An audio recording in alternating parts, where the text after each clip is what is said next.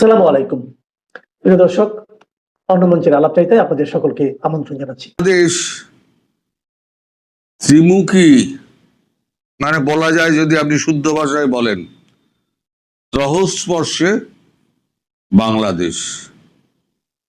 একদিকে বন্যা, অন্যদিকে জেনজি যারা আছে তাদের হঠাৎ আন্দোলন, তারপরেতে এই বন্যায় ক্ষতিগ্রস্ত ফসল, ব্যাংকের তারল্য কমে যাওয়া, তারই মধ্যে আবার শেখ হাসিনা তাল ঠুকছেন। তারেক রহমান সরকার এই মুহূর্তে খুব বিপদের মধ্যে দিয়ে আছে। মানে সরকার বিভ্রান্ত যে কি করবে, কোন দিক সামলাবে, সীমান্ত সামলাবে না জেনজির আন্দোলন সামলাবে, নাকি মায়ানমারের দিকে গন্ডগোল সামলাবে, মায়ানমারের বলছি আপনার যেটা পাহাড় এলাকা সেখানকার গন্ডগোল সামলাবে, না আইন শৃঙ্খলা সামলাবে, কোন দিকে যাবে? আর সরকার অদ্ভুত একটা নির্লিপ্ত ভাব, বলে না যে বোকা হয়ে যাওয়া। এরা যারা এসে বসেছে তারা তো হচ্ছে অক্ষর গোমাংস শিক্ষায়, রাজনীতি ফাজনীতি কিছুই জানে না। এই জেনজির আন্দোলনটা হতোই না। আমাদের দেশে কি হয়, যদি বন্যা প্রাকৃতিক দুর্যোগ হয় সঙ্গে সঙ্গে সরকার বলে দেয় যে এতদিনের জন্য পরীক্ষা বন্ধ। কারণ সত্যি তো চারিদিকে জল জমে যায়, আর এই বর্ষায় শিক্ষার্থীরা আসবেই করে, পরীক্ষার্থীরা আসবেই করে। তা আবার শুনছি আপনারা নাকি ম্যানহোলের ঢাকনা নাকি চুরি হয়ে যায়। কোনো সভ্য দেশে হয় বলে আমি জানি না, ম্যানহোলের ঢাকনা চুরি হয়ে যায়। তা ম্যানহোলের মধ্যে পড়ে গিয়ে যদি নিখোঁজ হয়ে যায় তখন কি হবে? সরকার দায়িত্ব নেবে? এদিকে সরকারের শিক্ষামন্ত্রী তিনি বলে দিয়েছেন যে ফার্মের মুরগির মতো শিক্ষার্থীরা।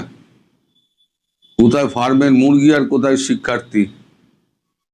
ওই জন্য বলছি কক্ষর গোমাংস শিক্ষিত ব্যক্তিদের শপথে বসিয়ে তারেক রহমান সব মাটি করে দিয়েছেন। এখন নিজে কি করে সামলাবেন নিজেই বুঝতে পারছেন না, ওই জন্য তিনি চুপ করে আছেন। এক নির্লিপ্ত ভাব, যাই হয়ে যাক, হামে শিশু মরে যাক, শিক্ষার্থীদের আন্দোলন হোক, বন্যা হোক, ফসলের ক্ষতি হোক, ব্যাংকের তারল্য কমে যাক, বর্ডারের সিচুয়েশন খারাপ হোক, তিনি তার মতো সিনেমা থিয়েটার দেখে বেড়াচ্ছেন এবং আমোদ আহ্লাদ করে বেড়াচ্ছেন যেন কিছুই হয়নি। কিন্তু দেশবাসীর অবস্থা তো খুব খারাপ।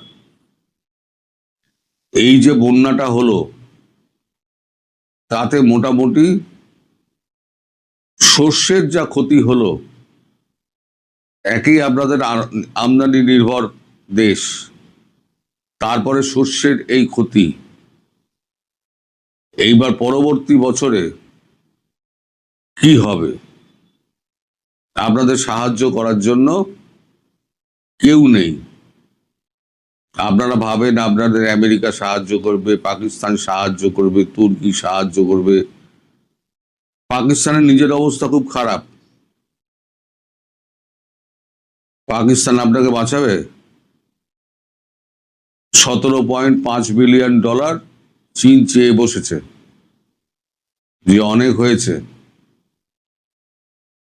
হয়েছিল কি, ওই যে BRI belt and road initiative project হয়েছিল না, ওইখানে যত বিদ্যুৎ, যত উৎপাদন কেন্দ্র হয়েছিল সব বলেছিল, পাকিস্তান বলেছিল আমি কিনে নেব। পাকিস্তান সরকার কিনে নিয়েছে, চীনও করে দিয়েছে। 60 বিলিয়ন না 65 বিলিয়ন ওখানে ডলার খরচা হয়েছে। এইবার টাকা যখন পরিশোধের ব্যাপার হচ্ছে তখন 2019 সাল থেকে এই পরের বছর দেবো, রোল ওভার করে দিন। এই সুদের সুর চক্রবৃদ্ধি হারে সেটা গিয়ে দাঁড়িয়েছে 17.5 বিলিয়ন ডলার, শুধু সুদ। আসল ছেড়ে দিন। এখন চায়নার কাছে গেছিল, চায়না বলেছে আমার আর সময় দিতে পারবো না, টাকা আমায় দিতেই হবে। ছুটেছে এখন এমএসবির কাছে, মোহাম্মদ বিন সালমান দুবাইয়ের, তার পায়ে ধরছে, টাকা দিন। এই তো হলো পাকিস্তানের অবস্থা। আর ভেতরে রাজনৈতিক অবস্থা তো আপনারা জানেন। আফগানিস্তান ডিউরেল লাইনে গোলাগুলি চালাচ্ছে। বালুচিস্তান 85% প্রায় স্বাধীন হয়ে গেছে। খাইবার পাখতুনখোয়ায় ঢুকতে পারে না। পিওকেতে ভারতের সঙ্গে জয়েন করার জন্য লাপাচ্ছে। ভারত একটা সুযোগ পেলেই হলো। এদিকে চায়নার একটা ড্যাম ছিল, নীলাম ভ্যালি ড্যাম, সেই ড্যামটা আর চায়না করবে না বলে জানিয়ে দিয়েছে। অর্ধেক হয়ে পড়ে রয়েছে, কারণ টাকা আমরা পাবো না, বুঝে গিয়েছি, আমরা ওখানে আর টাকা ঢালবো না। এই হচ্ছে বর্তমানে পাকিস্তানের অবস্থা। আমেরিকা ফেসে গেছে কোথায়? আমেরিকা ইরানে ফেসে গেছে। শান্তি চুক্তি তো গেছে মায়ের ভোগে। সেটা আমি বলি, শোনো, শান্তি চুক্তি টিকবে না। ইরানকে কালকে রাত্রিবেলা 6000 মিসাইল মেরেছে ইরান, আমেরিকা এবং ইসরায়েল মিলে।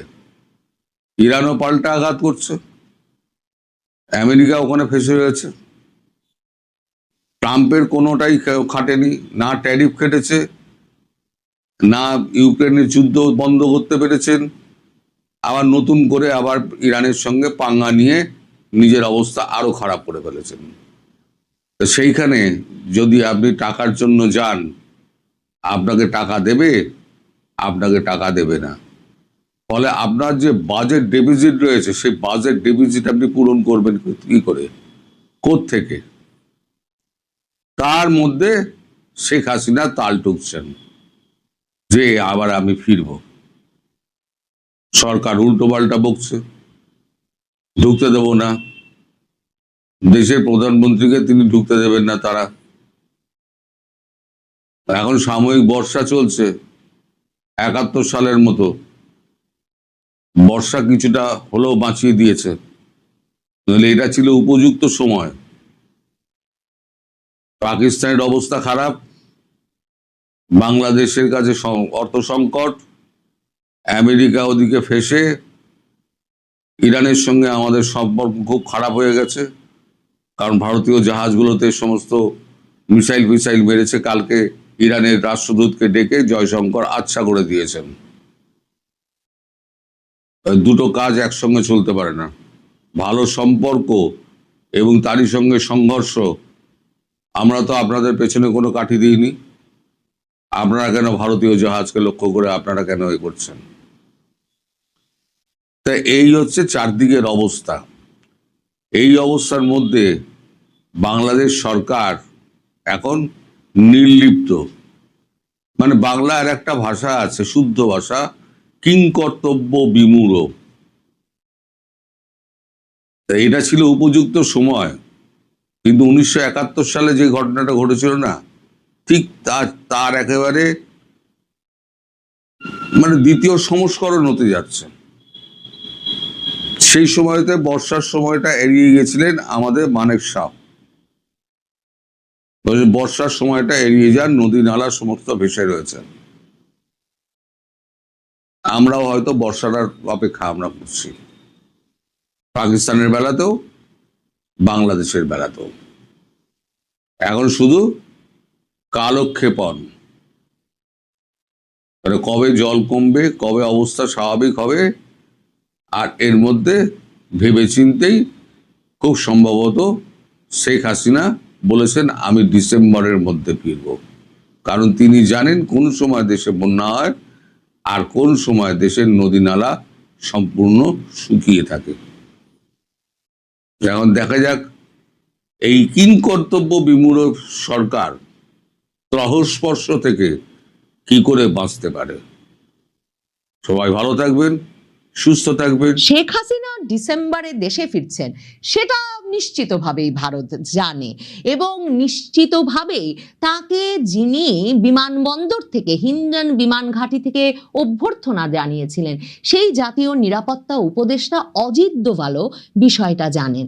বাংলাদেশকে 2024-এর 5ই আগস্টের পর থেকেই ভারত নিরাপত্তার লেন্স দিয়ে দেখছে, এবং সেই তরফেই তারা আন্তর্জাতিক মিত্র শক্তিগুলোকে, সকল পক্ষকেই, এমনকি ব্রিক্সের রাশিয়া চীনকেও জানিয়ে রেখেছে যে বাংলাদেশে অস্থিতিশীল পরিস্থিতি কারো বিনিয়োগের জন্যেই মঙ্গলজনক হবে না। তো মে মাসে প্রথম আনন্দবাজারকে সাক্ষাৎকার দিয়ে যখন শেখ হাসিনা ঘোষণা দিয়েছিলেন যে খুব শিগগিরই মাথা উঁচু করে দেশে ফিরবো, তখন থেকেই এই নিয়ে একটা তোলপাড় আলোড়ন জল্পনা ছিল যে শেখ হাসিনা যে দেশে আছেন ভারতের সমর্থনে এবং ভারতের পরামর্শেই এমন একটা ঘোষণা শেখ হাসিনা এমন একটা সময়ে দিতে পারছেন কিনা কিংবা দিলেন কিনা। তারপর শেখ হাসিনা সেখানেই থেমে থাকেন নাই। এরপর তিনি এনডিটিভির সঙ্গে সাক্ষাৎকারে বলে দিয়েছেন যে এবছরের মধ্যেই তিনি দেশে ফিরবেন। এর মধ্যে বাংলাদেশ সহ ভারতের গণমাধ্যমে খবর প্রকাশিত হয়েছে যে আওয়ামী লীগের নেতাদেরকেও তার নির্দেশনা দেওয়া হয়ে গেছে যে তারা যাতে দলকে সেভাবে প্রস্তুত করে যাতে তিনি খুব শিগগিরই 6 মাসের মধ্যে দেশে ফিরলে দল যাতে সেখানে তাকে যথাযথভাবে স্বাগত জানাতে প্রস্তুত থাকে।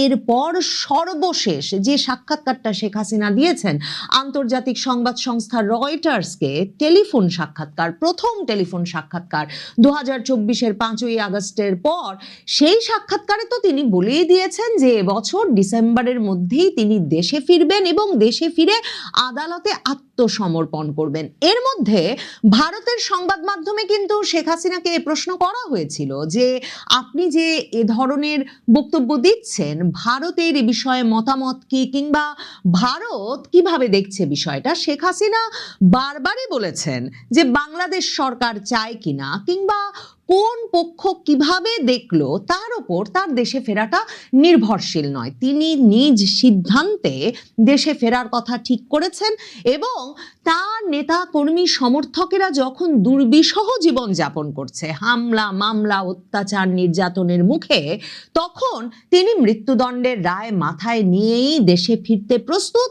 এবং রয়টার্সকে তিনি যে কথাটা বলেছেন যে যদি মরণ হয় মরণ হবে, তিনি সে মাটিতে ফিরে মরতে চান যে মাটিতে তার বাবা মায়ের রক্ত ঝরেছে, তার বাবা মায়ের কবর আছে।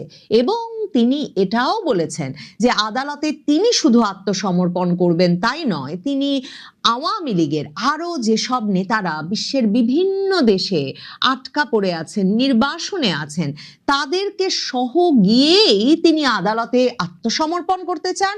এমনকি তিনি মনে করিয়েছেন যে আওয়ামী লীগের অগণিত নেতা কর্মী সমর্থকদের বিরুদ্ধে এমন সব মামলা আছে যে তারাও কেউ বাড়িতে বাস করতে পারছেন না, এলাকায় থাকতে পারছেন না, আত্মগোপনে থাকতে হচ্ছে।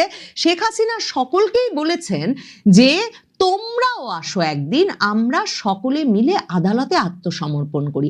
মানে শেখ হাসিনা ফিরছেন, শুধু ফিরছেন এ ঘোষণা দিয়েছেন তাই নয়, তিনি ঠিক কি পরিকল্পনা নিয়ে ফিরছেন, গিয়ে তার রাজনৈতিক কর্মসূচিটা কি সেটাও স্পষ্ট করে দিয়েছেন এবং সেই রাজনৈতিক কর্মসূচি বাস্তবায়নে দলকে প্রস্তুত হতে বলেছেন। শুধু তাই নয়, দেশে বিদেশে নেতাদের একত্র করে দেশে ফেরার বিষয়, একটা শোডাউনের বিষয়ে যে তাদের এক রকমের প্রস্তুতি নেওয়া হয়েছে, তালিকা প্রস্তুত হয়েছে, এক রকমের ঐকমত্য হয়েছে, সেগুলো স্পষ্ট করে দিয়েছেন আন্তর্জাতিক সংবাদ মাধ্যমে। এবং এই যে প্রকাশ্য সাক্ষাৎকারগুলো একেবারে ডেডলাইন দিয়ে, তখন বারবারই প্রশ্ন আসছিল যে তার যে স্বাগতিক দেশ, তিনি যেই দেশের আতিথ্যে আছেন সেই দেশ এই বিষয়টা কিভাবে দেখছে। ভারতই কি তাহলে তাকে এমন একটা পরামর্শ, এমন একটা সমর্থন জানিয়েছে যে ডিসেম্বরের মধ্যে তার দেশে ফেরার পথ পরিষ্কার হবে?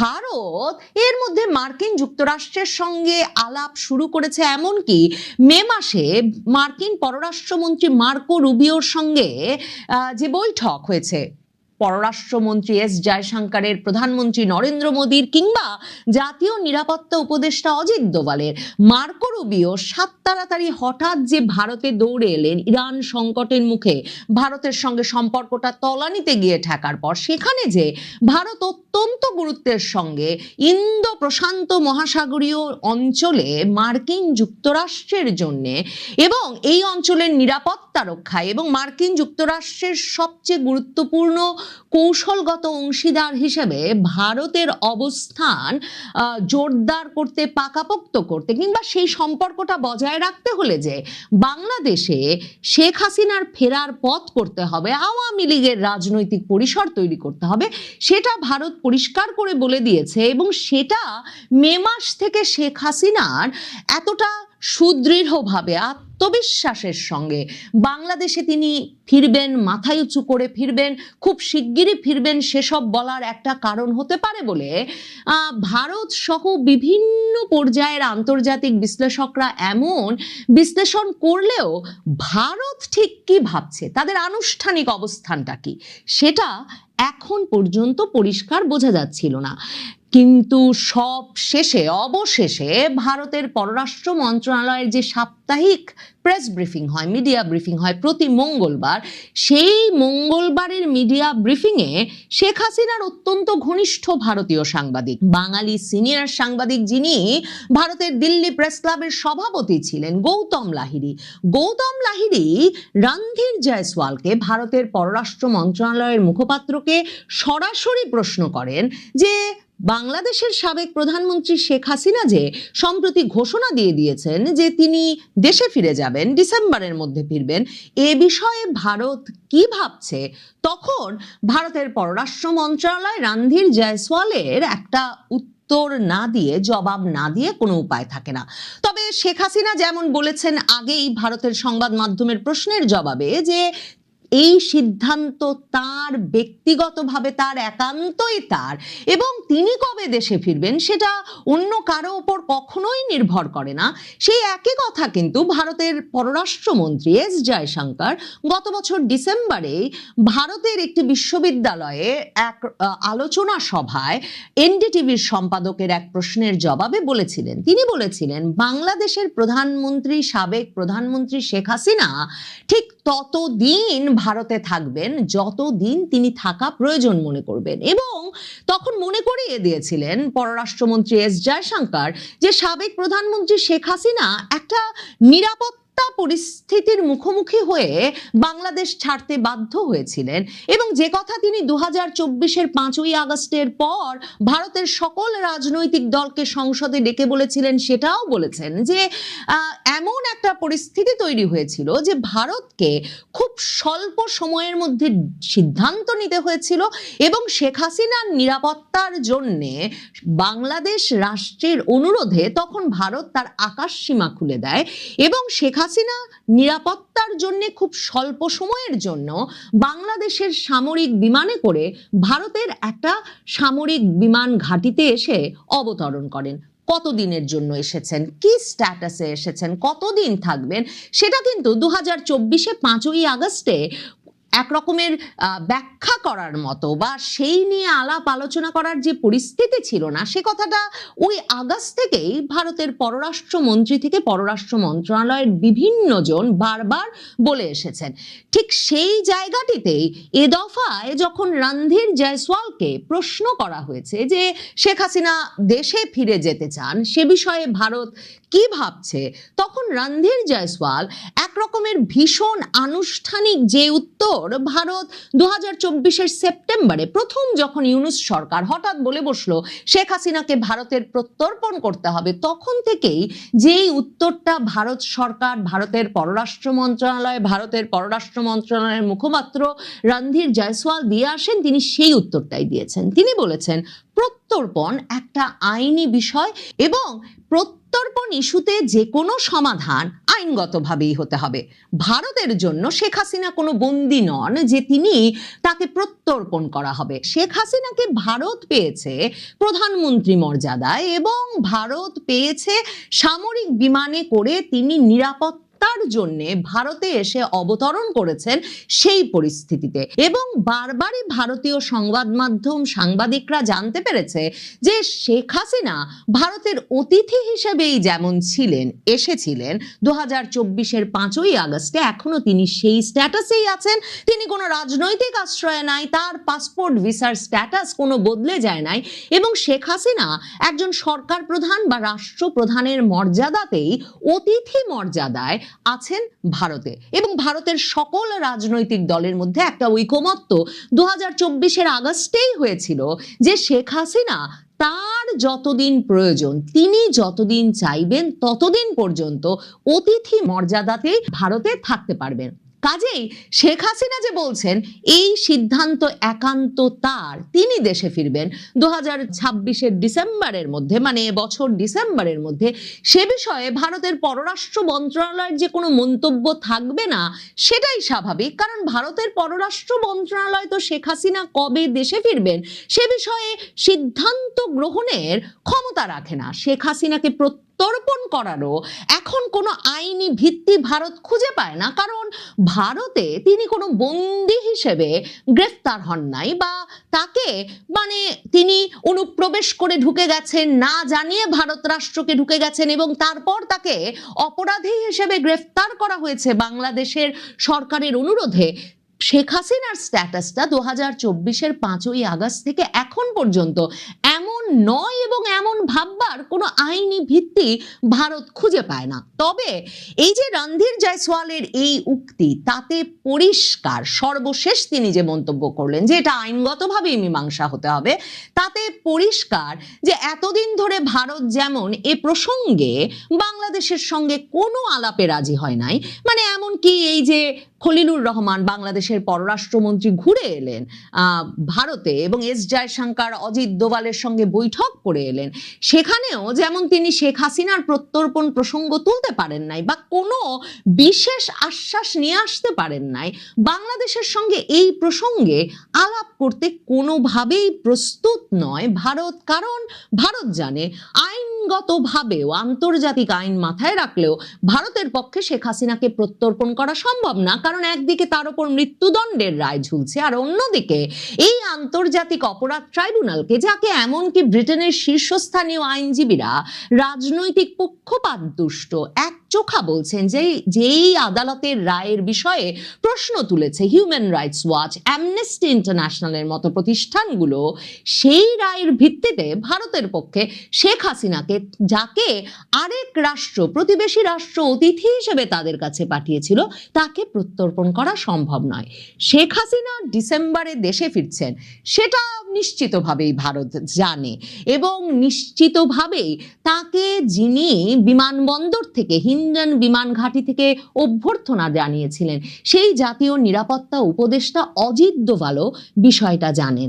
বাংলাদেশকে 2024-এর 5ই আগস্টের পর থেকেই ভারত নিরাপত্তার লেন্স দিয়ে দেখছে, এবং সেই তরফেই তারা আন্তর্জাতিক মিত্র শক্তিগুলোকে, সকল পক্ষকেই, এমনকি ব্রিক্সের রাশিয়া, চীনকেও জানিয়ে রেখেছে যে বাংলাদেশে অস্থিতিশীল পরিস্থিতি কারো বিনিয়োগের জন্যই মঙ্গলজনক হবে না, এবং বাংলাদেশে কোটি কোটি মানুষের সংগঠন আওয়ামী লীগের রাজনৈতিক কার্যক্রম নিষিদ্ধ করে রাখলে, আওয়ামী লীগের নেতা কর্মী সমর্থকদের ওপর লাগাতার হামলা মামলা বন্ধ না করলে, এবং চরমপন্থী ইসলামী গোষ্ঠীগুলোর যে জোর জবরদস্তি দেশটাতে চলছে সেটা থামানো না গেলে, কিছুতেই বাংলাদেশ বিনিয়োগের জন্য কিংবা ভবিষ্যৎ কোনো পরিকল্পনার জন্য কোনো দেশেরই, মার্কিন যুক্তরাষ্ট্র, জাপান, চীন, রাশিয়া, যে দেশই সেটি হোক না কেন, মঙ্গল